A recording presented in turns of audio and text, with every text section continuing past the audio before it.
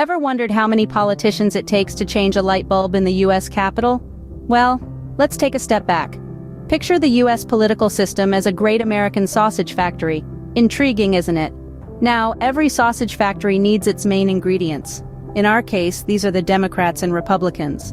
They're like the pork and beef of the political sausage, always in the mix, often in a fierce competition to see who can get the most into each link. Now imagine the constant grinding, mixing, and stuffing that goes on in this factory.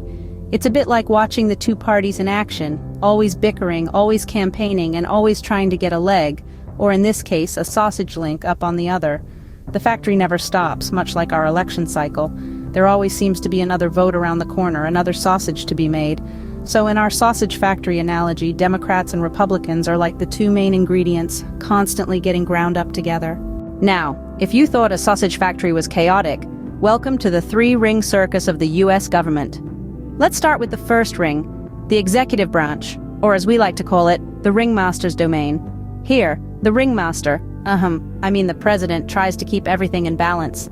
He's got a whip, a chair, and a top hat, but no, he can't just tame the wild lions or argue with the clowns. He's got to convince them, charm them, and sometimes even beg them to play along. On to the second ring, where we find our ferocious lions, the legislative branch, also known as Congress. They're supposed to make the laws, but sometimes it seems like they're more interested in roaring at each other. And let's not forget, they've got the power to knock the ringmaster's hat off if they don't like his performance. Finally, in the third ring, we have our clowns, the judicial branch, or the Supreme Court. They're the ones who get to decide if the tricks performed by the ringmaster and the lions are fair, legal, and most importantly, funny. They've got the final say, and there's nothing a seltzer bottle or a pie in the face can do about it. So you see, it's a delicate balancing act, this three-ring circus. Each ring has its role, but they've also got to work together, keeping each other in check while still putting on a good show. And there you have it, the greatest show on earth, where the ringmaster, lions, and clowns must all perform together without eating each other. Now, how does one navigate the intricate maze of American voting, you ask? Well, imagine you're in a giant labyrinth, only instead of a minotaur, you've got the Electoral College lurking in the shadows. And just like any good maze, it's not as simple as just going from point A to point B. You see, in this maze, your vote doesn't go straight to your preferred candidate.